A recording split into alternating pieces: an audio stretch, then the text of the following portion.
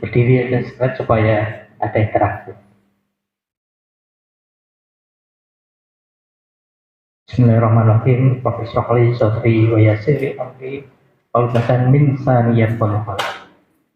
Assalamualaikum warahmatullahi wabarakatuh. Yang kami hormati Ibu Direktur, yang kami hormati para undangan, Bapak Ibu sekalian dari berbagai dinas yang terkait dengan kehalalan, baik dari Kota Madiun, Kabupaten Madiun, Magetan, kemudian Ponorogo, Ponorogo, dan juga dari kelompok-kelompok peduli ya terhadap kehalalan. Ya. Alhamdulillah, puji syukur kita panjatkan hadirat Robi atas nikmat yang diberikan pada kita semua, sehingga pada pagi hari ini kita bisa bersilaturahmi, mudah-mudahan semua dalam kondisi sehat walafiat. Salawat dan salam semoga senantiasa tercurahkan pada Baginda Muhammad SAW, keluarga, sahabat, dan umatnya yang berjasa. Bapak Ibu sekalian, kita santai saja. Ya, alhamdulillah kami diberikan kesempatan untuk bersilaturahmi dengan Bapak Ibu sekalian. Ini terkait dengan kehalalan. Ya. Dan terima kasih kita diberikan tempat di Depak, ya, Kota Madiun. Kebetulan saya dulu kecil saya di Madiun, Bang, ya. Kami di daerah Kejuron Bulun, belakang pasar besar, gitu. Sehingga cukup familiar, ya. Kalau saat ini kami ingin berbagi, ya, mungkin boleh dikatakan penyegaran. Saya yakin Bapak Ibu sekalian sudah sangat familiar terkait dengan kehalalan. Mungkin kami akan lakukan sedikit, ya, mungkin refresh supaya lebih ingat dan lebih mantap, ya. Karena perkembangan teknologi luar biasa pesatnya yang membuat yang halal dan haram itu tersamarkan, sehingga sering menjadi subhat di situ. Yang dulu sangat mudah sekali membedakan mana yang halal dan mana yang haram. Kemudian satu sisi regulasi juga cepat berubah pada akhir-akhir ini. Mudah-mudahan semua juga digunakan untuk semakin mengawal kehalalan, ya, terhadap produk. Bukan hanya makanan, nanti termasuk juga pakaian, kemudian peralatan, mungkin termasuk cat tembok, cat tembok, bahan keramik dan sebagainya, gelas dan sebagainya itu tanpa disadari dan kita ketahui ada yang berasal dari batu. Maka seperti kemarin heboh pakai kerudung dan sebagainya, ada kemungkinan itu. Maka kita coba sekarang kita sharingkan, ya, sebagai upaya kita untuk waspada dan hati-hati untuk menjaga kehalalan apa yang kita gunakan. Lanjut. Nah, masalah halal atau isu halal pada 2-3 tahun terakhir ini sangat masif sekali, ya, kencang sekali, ya. Padahal undang-undangnya sudah dikeluarkan tahun 2014. Ya. Tapi belum kelihatan gemuruh. Ya. Tapi ketika dikaitkan dengan ekonomi, itu menjadi gemuruhnya luar biasa. Ya.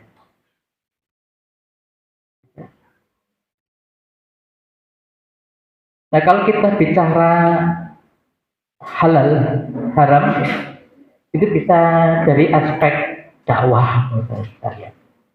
Juga bisa lihat dari sisi bisnisnya. Ya. Apa goyang?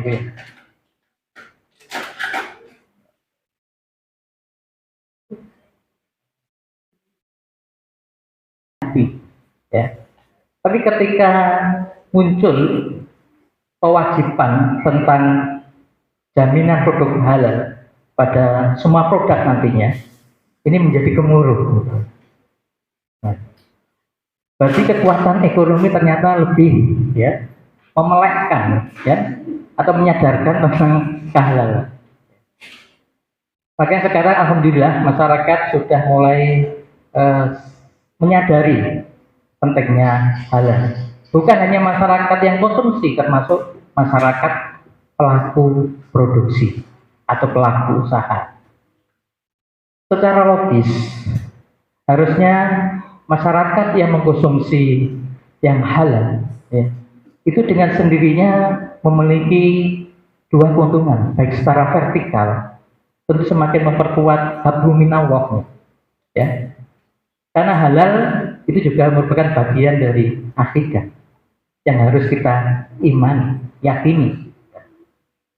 Nah, satu sisi, jika bisnis menggunakan konsep halal, insya Allah juga akan terjaga hablum minannasnya. Jadi akan baik secara vertikal maupun horizontal. Itulah kehebatan ajaran Islam. Seperti itu. Nah, inilah yang mungkin perlu lebih kita dengungkan, ya, bahwa banyak sekali kemanfaatan dari halal dan haram itu sendiri secara tegas untuk dibedakan, karena sifatnya mutlak. Next, kita bisa lihat dari beberapa Quran surat sangat jelas menegaskan untuk menjadi orang yang baik dan sehat. Salah satu caranya adalah memperbaiki makanan. Kalau dalam dunia kesehatan, selain genetik, kemudian perilaku, makanan juga memberikan kontribusi yang sangat besar, ya, terhadap kesehatan kita, baik sehat lahir maupun batin. Bahkan kalau kita lihat sumber penyakit itu, rata-rata 70%, ya, penyakit itu muncul melalui saluran cerna. Ya. Jika saluran cerna makanan itu diamankan, insya Allah kita akan jarang sakit. Jadi sakit itu ketika mikroba, patogen dan sebagainya bisa menembus saluran cerna kita. Maka pertahanan tubuh kita itu 70% lebih berada di sepanjang saluran cerna kita. Kalau makanan kita halal dan thayyib, ya, alangkah luar biasanya sebenarnya. Jika kita manai, sebenarnya kalau kita benar-benar menjalankan ajaran Islam, paling tidak mencontoh diperlindungi Nabi, itu kita akan terwujud kesehatan yang lahir maupun batin. Salah satunya adalah melalui makanan. Lanjut. Yang menjadi pertanyaan kita, yakinkah Bapak Ibu sekalian yang dimakan itu halal? Saya juga Pak, yang kita konsumsi sehari-hari. Insya Allah yakin. Insya Allah. Belah keringan dari ibu baru tadi. Insya Allah yakin. Insya Allah. Pernah ada yang keluar negeri, misalnya ke Singapura? Ke Bali, oke, Bali aja. Pernah beli mie kuah itu? Belum pernah. Ayam tertutup. Ayam tertutup. Jadi ada unsur hewaninya di situ kan? Nah, oke. Kira-kira seperti di es campur itu ada kemungkinan ada kemasukan yang tidak halal? Bisa. Kira-kira di mananya? Akhir-akhirnya. Nah, yang membuat warna menjadi cantik? Wah. Kemudian rasanya lebih wow. Sirupnya dan sebagainya, ya. Nah, hal-hal seperti itu sering kita yakini ini halal, gitu. Ya, kita yakini kita halal, gitu. Ya. Kemudian kosmetik ini yang dipakai ibu-ibu, yakinlah yang dipakai juga halal. Nah, itulah pentingnya kita sharing gitu ya. Kalau dulu sangat mudah membedakan ya. Untuk yang ini halal, ini abu-abu ya kan. Kemudian ini jelas tidak halal misalnya. Salah satu yang paling mudah adalah label gitu. Kalau sudah ada label yang dikeluarkan oleh lembaga yang terpercaya, ya, misalnya LPPOM MUI, insya Allah itu dijamin halal, benar-benar. Nah, makanya dengan adanya logo itu akan sangat memudahkan masyarakat untuk memilih dengan benar dan yakin. Itu intinya sekarang. Kalau nggak ada label, apalagi cuma ditulis halal, kan banyak ini ditulis halal gitu, seperti itu. Nah, lanjut. Ini begitu dasarnya jika tubuh kita kemasukan ya makanan yang tidak halal. Ya. Para ulama menyatakan bahwa ini doa orang itu tidak dikabulkan karena adanya penghalang. Penghalang itu karena makanannya haram, pakaiannya haram, apalagi dibesarkan dengan sesuatu yang haram, mungkin korupsi dan sebagainya. Ya. Nah ini sayang sekali kita berdoa setiap hari, tapi ada penghalang.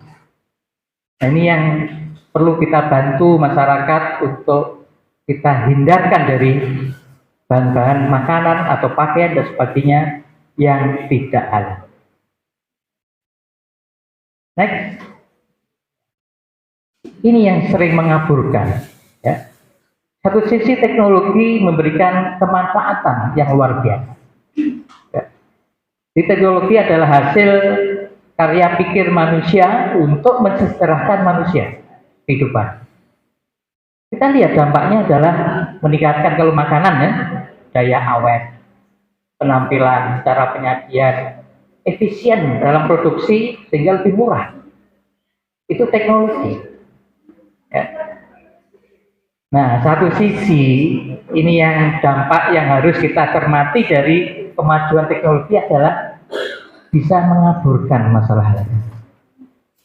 Ya. Ini yang sering kita agak terlena di situ. Ya. Karena memang tidak kasat nampak di situ. Ya, sulit. Kita dulu mudah, pokoknya ada babi, ya kita rasakan kelihatan, oh baunya dan sebagainya sangat mudah. Tapi sekarang yang dipakai adalah turunan-turunannya, yang itu sama sekali nggak kelihatan ada unsur babi. Entah itu karena sengaja, entah itu karena pertimbangan efisiensi. Enggak Pak, oh titik dulu, oke. Enggak. Ini beliau sudah hadir, kita break sejenak, kita berikan kesempatan kepada beliau untuk memberikan tausiahnya. Monggo Pak.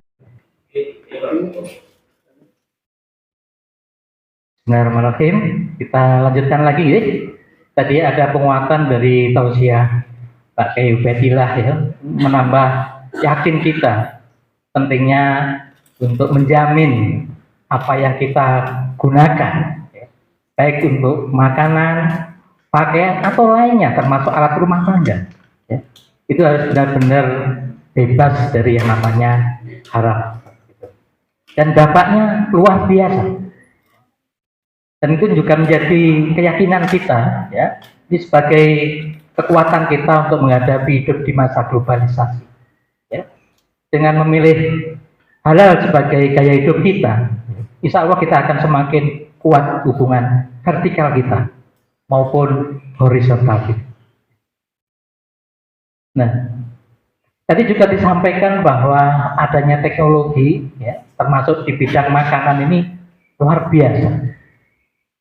Ini menjadi peluang sekaligus juga ancaman. Ya. Peluang untuk meningkatkan mutu dan sebagainya, iya. Ya. Tapi dampak teknologi itu juga kalau kita tidak waspadai juga ada. Apalagi teknologi di tangan orang-orang yang tidak berniat baik. Nah, salah satunya adalah timbulnya masalah halal dan haram tadi menjadi semakin samar.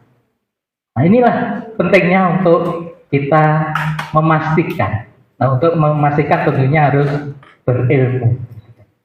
Nah, hari ini kita coba untuk bersharing ya dengan secara sederhana apa yang kami miliki. Mudah-mudahan bisa membantu untuk memilah, memilih, dan akhirnya mengkonsumsi yang itu benar-benar yakin halal. Baik. Nah, kita lihat contohnya seperti ini ya. Di makanan sehari-hari yang disampaikan oleh Pak Yai Ubadillah tadi ya. Ini semakin mengaburkan ya. Dan kita sering terlena ya, dengan kenikmatan dan sebagainya. Apalagi anak-anak kita. Kalau tidak kita dampingi, kita edukasi dengan benar, ya seperti itu yang disampaikan oleh Pak Yai Ubadillah. Ya. Taruhannya bukan hanya dunia, tapi akhirat dan seperti itu. Tentu semua berharap bahwa anak-anak kita menjadi anak yang soleh atau solehah seperti itu. Ya. Nah, makanan sehari-hari ini sulit untuk kita bedakan. Ya. Bagi masyarakat awam. Ya. Bagi yang ahli mungkin bisa dengan menelusur. Tapi tentu bagi masyarakat awam agak susah.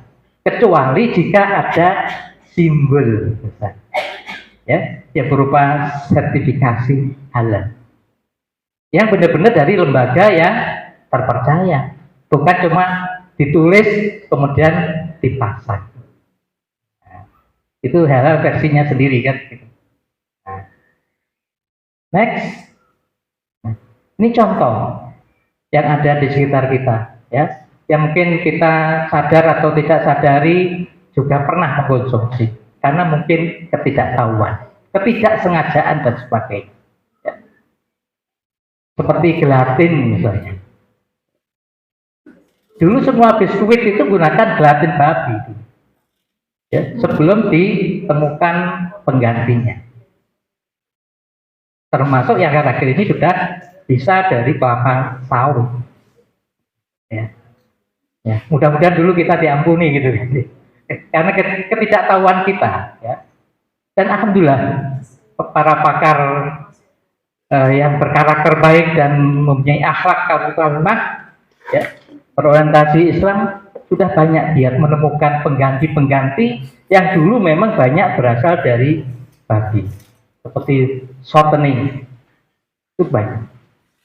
Bahan-bahan seperti ini lezatnya bukan main, plus murah, sehingga secara ekonomi sangat memungkinkan. Ya. Contohnya adalah di Belanda, jumlah populasi manusia dengan populasi babi itu lebih banyak populasi babi. Ya, otomatis sangat murah dan babi sangat efisien sekali sebagai sumber lemak.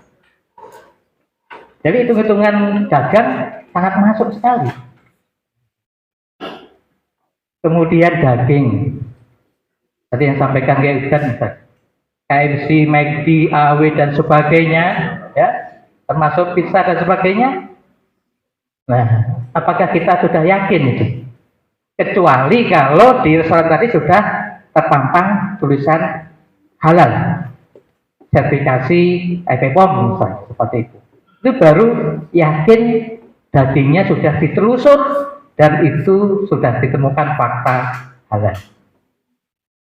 Tapi bukan kira-kira ya. Nah, kemudian air minum dalam kemasan. Nah, seperti air minum yang Bapak Ibu sekalian konsumsi, kadang-kadang nggak masuk akal kan? Masuk air aja ada kemungkinan haram. Ya. Kalau dulu mungkin nggak ada kepikiran itu karena dari sumber masuk ke kendil, ya. Kemudian langsung kita ambil dari sumur misalnya. Tapi dengan teknologi yang sekarang ini, dengan pemurnian air, ya, dari air sumber kemudian dimurnikan, nah ini penyaringnya ini. Yang paling banyak, yang paling murah itu adalah memang dari tulang babi. Karena banyak dari impor. Nah, ini yang kadang-kadang kita juga tidak tahu apakah penyaringan tadi menggunakan arang dari kayu atau dari tulang babi. Sosis itu banyak juga. Ya, apalagi sosis yang beredar di pasar tanpa ada merek, ya. Kan biasanya pedagang kecil kan membeli dondongan besar kemudian dipecah-pecah gitu kan. Tapi kita tidak tahu labelnya. Ini produksi siapa dan sebagainya. Ya.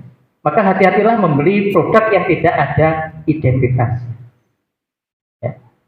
Kalaupun ada identitas misalnya, suatu produk yang besar bagus gitu kan, tapi ketika sudah dipecah, ya, diecer, itu sudah bukan tanggung jawab perusahaan tersebut. Itu sudah tanggung jawab para pedagang. Nah ini kadang-kadang kita harus hati-hati membeli murah kalau terkait dengan makanan. Ini produk-produk yang minuman beraroma, nah, ya, aroma lemon, ya, kemudian stroberi dan sebagainya, sangat mungkin, ya, itu menggunakan bahan-bahan yang seharusnya tidak boleh masuk di situ. Jadi hal-hal yang seperti ini adalah yang lumrah dalam kehidupan sehari-hari. Yang sering kita yakini bahwa itu halal. Yakin, tapi tidak dipastikan. Itu kan beda. Yakin sama dipastikan itu kan berbeda.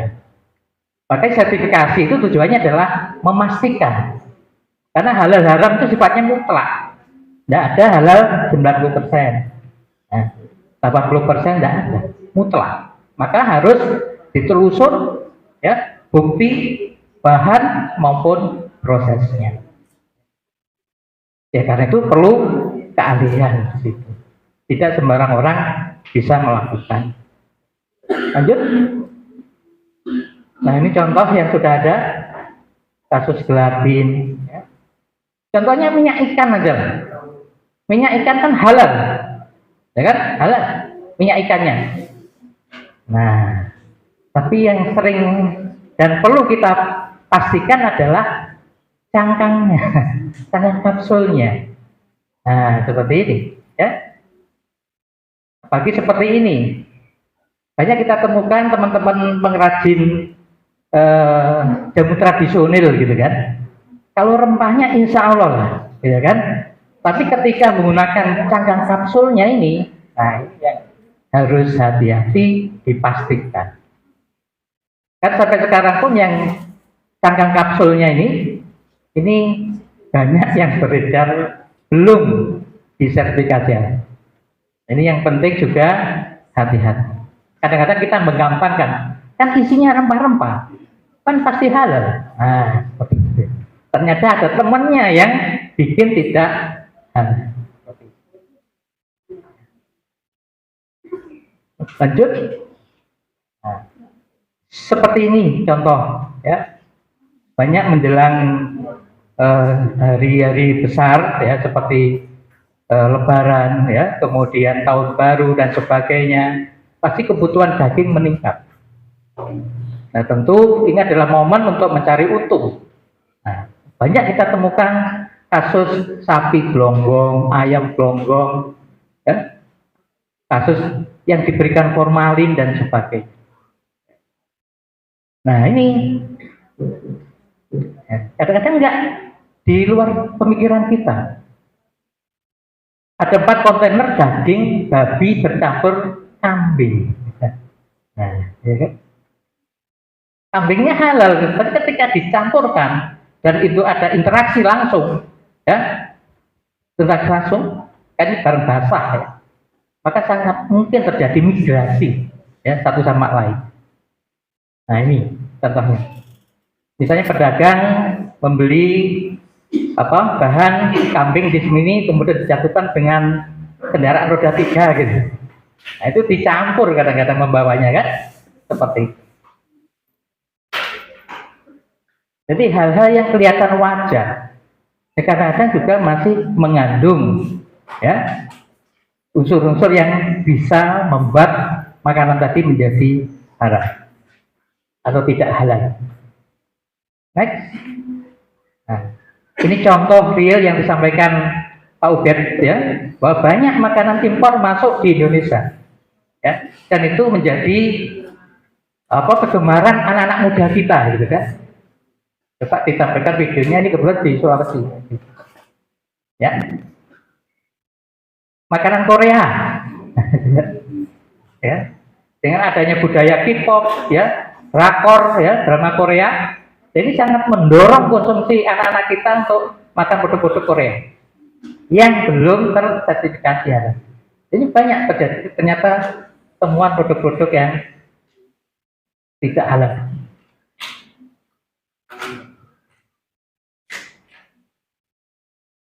Ini kan serang benderang dijual di tempat yang sangat terbuka kan, dan tempatnya sangat diminati oleh anak-anak muda kita. Ya.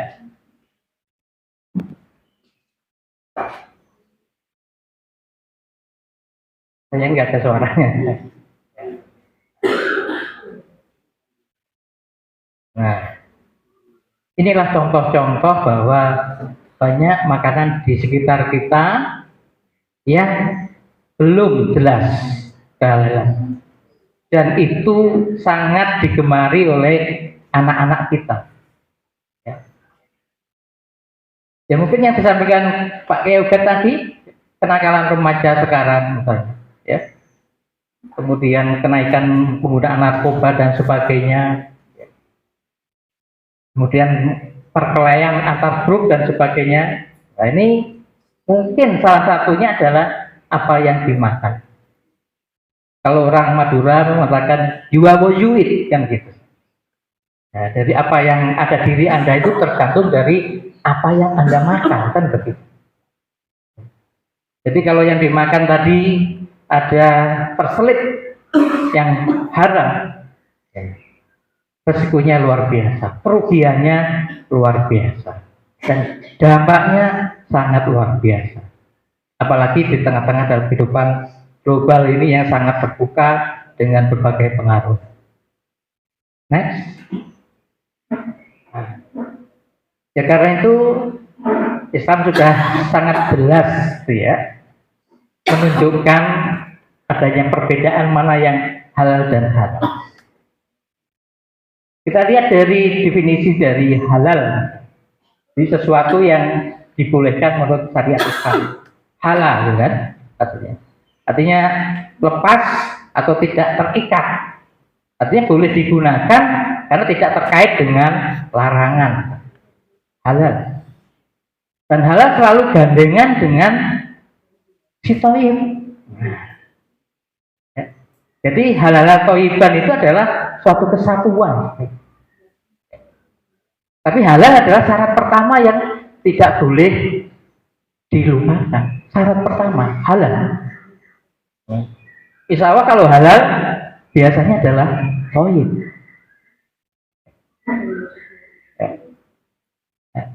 Makanya kalau kita mengkonsumsi makanan halal, insya Allah itu akan bisa sehat lahir maupun batinnya. Nah, itulah yang harus kita dengungkan di masyarakat. Ya. Jadi halal dan haram hanya bukan terkait dengan dosa gitu kan, tapi kesehatan itu yang jelas. Ya, karena di halal itu ada temennya yang namanya thayyib. Ya, dan itu menjadi suatu kesatuan. Jadi suatu makanan dikatakan thayyib jika baik, suci, bersih, tidak berbahaya bagi kesehatan. Ya. Jadi menyehatkan karena di dalamnya mengandung gizi maupun bioaktif. Kemudian proporsional sebenarnya. Ya, makanan baik kalau tidak proporsional juga bisa memberikan dampak terhadap kesehatan. Karena itu kita tidak boleh mengkonsumsi berlebihan. Aman, ya, aman artinya bebas dari bahaya kesehatan. Ya. Jadi insya Allah kalau sudah menjadi budaya gaya hidup tadi, ya, ya masyarakat Madiun, Magetan, ya Ponorogo, insya Allah akan sehat lahir batin. Ya. Ini yang sekarang tantangan yang sangat berat dalam hidup sekarang ini. Ya. Jadi gempuran budaya dan sebagainya sangat luar biasa dan itu masuk tanpa kita sadari, termasuk budaya makan. Ya, itu tanpa kita sadari. Lanjut. Tentang halal. Next. Lanjut, ulangi. Nah, halal itu baik, haram itu jelek. Kita kalau kita seorang muslim harus meyakini bahwa itu benar, gitu kan? Dan fakta di Al-Quran sangat banyak ayat-ayat yang menyebutkan hal tersebut. Apalagi dalam hadis, apalagi dengan pendapat ulama dan juga tadi beberapa hasil temuan, ya, riset-riset sudah sangat terbukti. Ya. Jadi mau apalagi yang kita ragukan kan begitu. Ya. Lanjut. Kita lihat juga di tafsir Ibnu Katsir juga sangat jelas. Jadi beliau juga sangat menguatkan tentang adanya kehalalan. Next. Thayyib juga demikian. Dalam ayat-ayat Al-Quran selalu dekat thayyib dan halal itu. Artinya apa? Menjadi suatu kesatuan. Insya Allah ketika disertifikasi halal, itu juga akan diperhatikan masalah kethayyiban. Ya. Jadi kalau itu diputuskan halal tapi tidak thayyib, itu akan direkomendasikan untuk dilakukan perbaikan. Ya. Jadi kalau halal itu adalah syarat mutlak yang nggak bisa ditunda. Tapi thayyib bisa diproses, dilakukan perbaikan. Terutama pada teman-teman pelaku usaha kecil maupun mikro yang di lapangan masih banyak yang harus kita perbaiki. Makanya auditor FPPOM ketika turun lapang bukan cuma mengaudit kehalalan, kemudian basicnya banyak pangan dan sebagainya, kalau bisa turut membantu menuju ke arah thayyib. Lanjut. Terkait dengan haram, ya, sudah sangat jelas. Ya. Pada intinya makanan kan dibagi menjadi 3 yang kita konsumsi. Di pangan nabati, insya Allah semua halal kecuali yang beracun.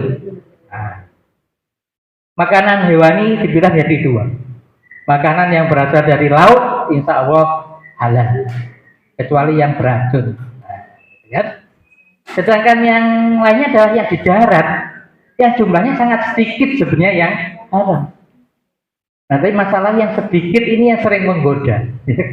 Nah, biasanya setan kan begitu kan. Nah, kalau nabati semua halal kecuali yang beracun. Hewan laut juga begitu, ya, semua halal kecuali yang beracun.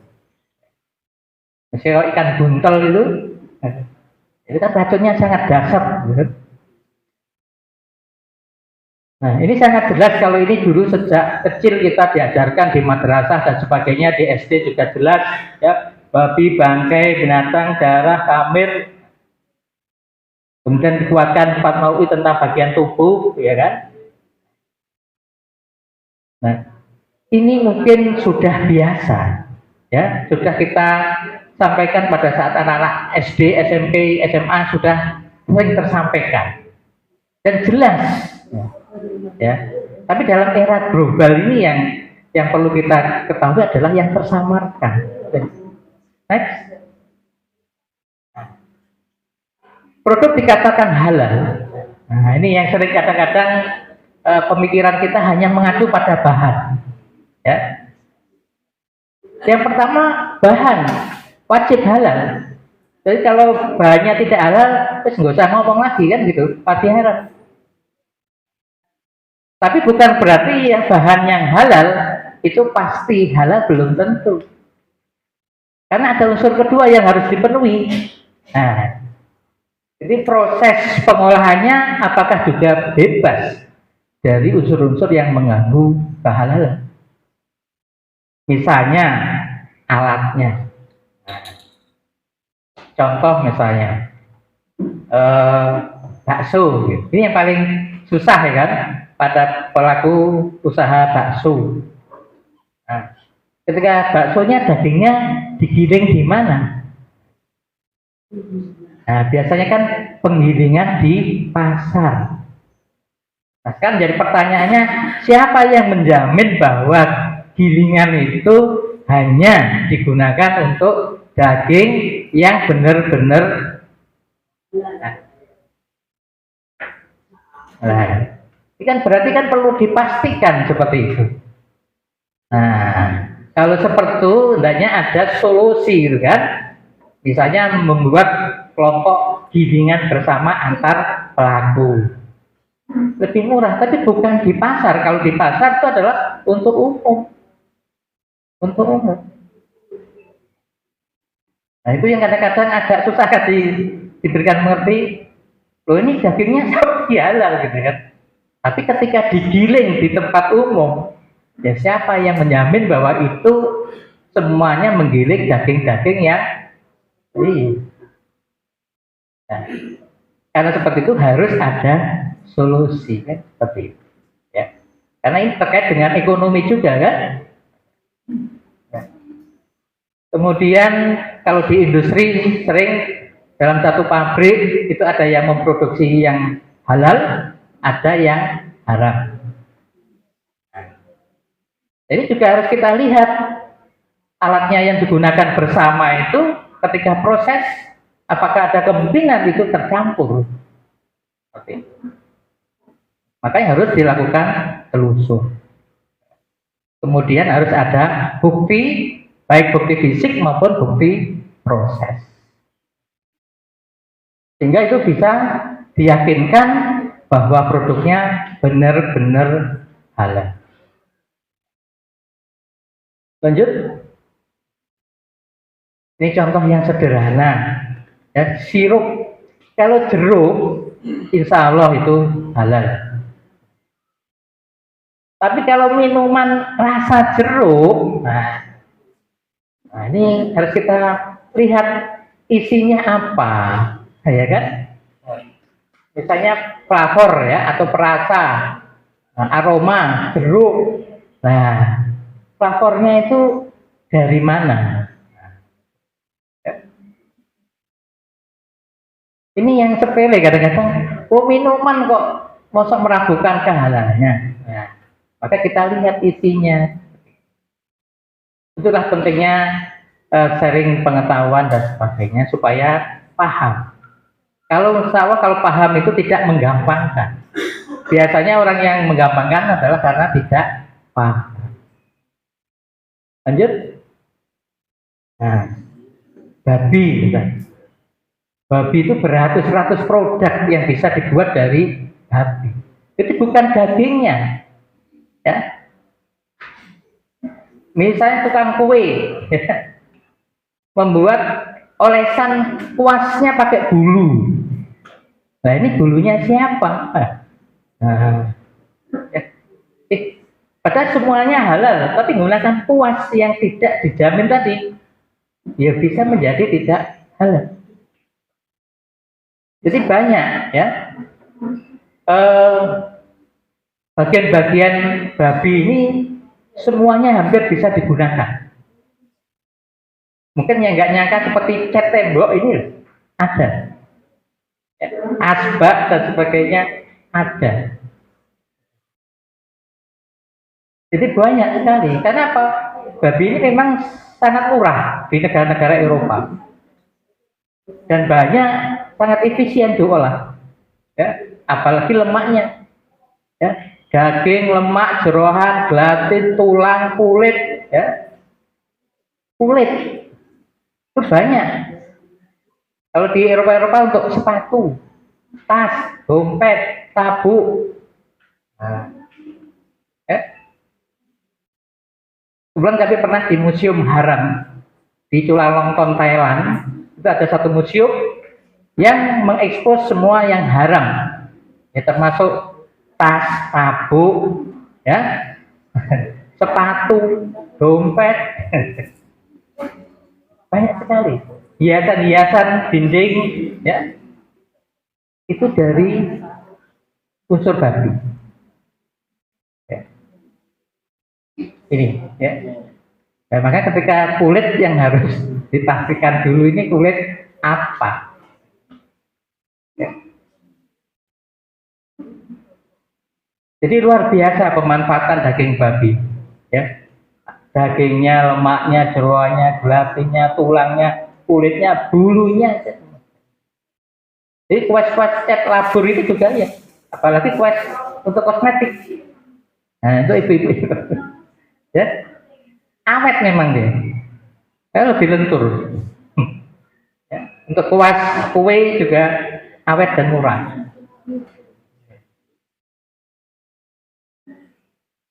Nah maka ketika kita audit, ketika menggunakan kuas bulu, nah ini digali lebih jauh. Bulu apa? Belinya di mana? Mereknya apa? Kita telusur.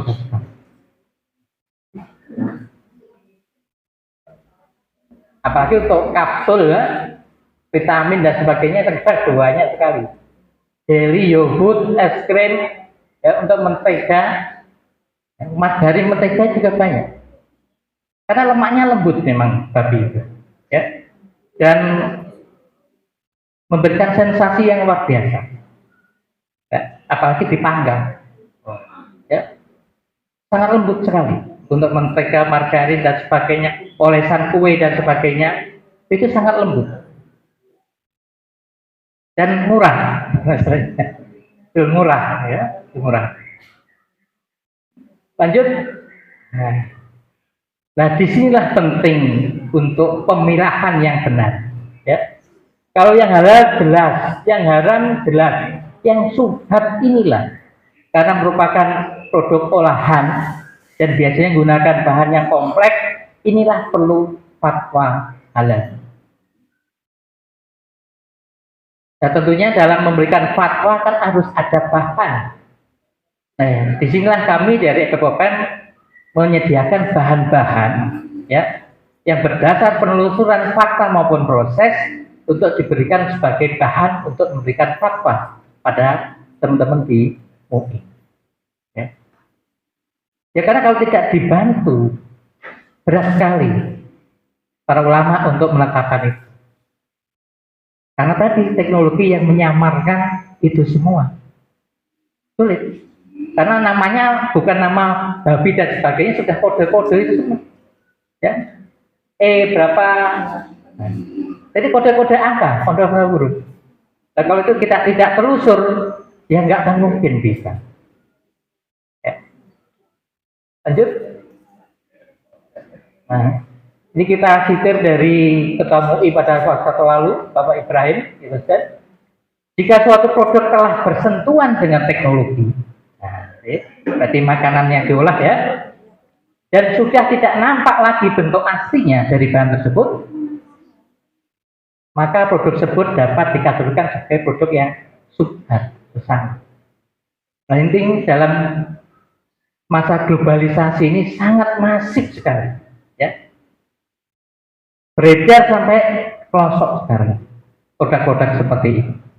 Dan ini kalau tidak dikawal, ini tentu akan sangat mengancam keakidahan kita. Yang dampaknya bisa kita rasakan adalah ke akhlak nanti, penyakit dan sebagainya. Next. Nah karena itulah ya, EPOPEN diberikan amanah untuk membantu itu, ya, untuk melakukan penelusuran. Jadi tugas kami adalah melakukan penelusuran dalam proses pembuatan, ditelusur. Ya. Yang kedua juga penelusuran bahan-bahan yang digunakan. Jadi bahannya itu harus dipastikan asalnya dari mana. Yang menjadi pertanyaan kalau yang nggak ada yang memastikan bagaimana, ya, keyakinan tentang halal tersebut. Nah ini begitu rumitnya masalah haram di dunia modern ini. Ya, semakin samar. Jadi produk semakin subhat. Nah, karena itulah peran auditor halal itu adalah sebagai wakil ulama dan sekaligus sebagai saksi. Ya. Jadi para auditor itu harus menandatangani fakta integritas karena mengemban amanah sebagai wakil ulama dan sekaligus saksi bahwa itu benar-benar halal. Jadi bebannya bukan hanya dunia, tapi juga akhirat. Oke. Itulah beratnya memastikan bahwa mana yang halal, mana yang tidak halal. Jadi benar-benar sebagai saksi melihat prosesnya, menelaah bahannya, kemudian dan harus kita laporkan dengan benar dan komprehensif. Sehingga ketika menjadi bahan untuk difatwakan, ini lengkap dan benar. Kalau ragu, ditunda. Jadi kalau misalnya agak telat-telat itu berarti ada keraguan, ada ketidaklengkapan berkas. Nanti akan dijelaskan oleh Bu Lili ya terkait dengan permasalahan di lapangan. Lanjut. Nah, halalan ya ini sekarang menjadi bisnis yang prospek. Ya. Penduduk Indonesia ini luar biasa banyaknya. Bahkan dikatakan penduduk Muslim terbesar di dunia. Ya. Jadi jumlah customer yang Muslim ini luar biasa. Tapi masalahnya belum tentu semua yang Muslim itu sudah orientasi halal. Itu PR kita, ya kan, untuk selalu mensosialisasi. Ya, ini, karena itu halal itu juga terkait dengan dakwah, sekaligus juga terkait dengan bisnis. Ada kaitannya dengan hablum minallah, ada kaitannya dengan hablum minannas. Nah, permintaan produk ya terkait dengan produk-produk halal di negara Islam atau masyarakat Muslim luar biasa, termasuk di Indonesia. Ya. Kemudian halal juga menjadi isu yang sensitif. Ketika suatu produk diisukan tidak halal, ambiar. Ya. Apalagi di negara kita sangat fanatis terhadap hal itu. Tapi kalau tidak dilaporkan, tidak kelihatan. Ya kan, tenang-tenang aja. Ya. Tapi kalau sudah diekspos di media, produk itu pasti ambil. Ini kekuatan yang luar biasa dan menghancurkan isu halal haram. Nah, sekarang juga menjadi bagian daripada ekonomi pariwisata. Ya. Jadi di mana-mana sudah mulai berkembang. Bahkan yang berkembang pertama justru bukan di negara yang banyak muslimnya. Banyak non-muslimnya seperti Jepang, seperti Thailand, Singapura. Itu justru sangat maju sekali perkembangan wisata muslim. Karena apa? Yang berkunjung sana adalah banyak muslim termasuk dari Indonesia. Contoh ke Thailand misalnya. Agak susah kita mencari makanan yang halal kan? Ya kan? Ke Singapura misalnya. Next. Nah, karena itulah pentingnya masyarakat untuk dipermudah akses terhadap layanan halal. Ya. Cara mengeceknya sangat mudah. Ini ada webnya yang sangat mudah diakses. Ya. Next. Nah, mengurus pun juga akan lebih mudah sekarang. Ya. Ini contoh alur proses sertifikasi halal reguler. Ya. Nanti akan kita diskusikan banyak permasalahan di lapangan. Nanti akan Bu Lili akan bisa banyak membantu. Nanti jika Bapak Ibu sekalian di lapangan banyak permasalahan yang dialami oleh mungkin para pelaku usaha di bawah binaan dan berbagai dinas yang ada, monggo nanti disampaikan. Ya. Pada intinya dalam proses sertifikasi halal ada 3 lembaga yang terlibat, saling koordinasi tapi independen. Ya. Jadi ada BPJPH sebagai regulator administrator, kemudian sebagai pelaku untuk pemeriksaan itu adalah LPH. Ada 3, salah satunya adalah LPPOM UI. Ya. Kemudian adalah pemberi fatwa, yaitu Komisi Fatwa MUI. Nah, jadi masalah-masalah kelambatan dan sebagainya nanti tolong disampaikan, kemudian kita diskusikan. Biasanya lambatnya di mana? Ya, jadi terlambat itu bisa sering di sini, ya. Kemudian juga bisa di sini terlambat itu. Insya Allah kami sudah menerapkan standar operasional, ya, berapa hari. Nah, yang terlambat juga biasanya karena dokumen tidak lengkap, itu biasanya. Kemudian feedback perbaikannya lambat, itu yang sering menyebabkan keterlambatan. Ya. Untuk membawa berkas dari sini untuk di fatwa. Nah, kalau keterlambatan di sini ya agak kita maklumi karena ini adalah lembaga yang baru, cuma masih berbenah. Semua sudah menggunakan digital ya, dengan online, ya kan? Sudah sangat mudah. Next. Nah, selain sertifikasi reguler, sekarang juga ada sertifikasi halal dengan skema Cerdiclare. Dan ini adalah untuk produk-produk yang resiko rendah. Jadi kalau sudah masuk kompleks ya, yang isinya macam-macam, di situ ada pengolahan, sudah harus masuk sertifikasi yang reguler.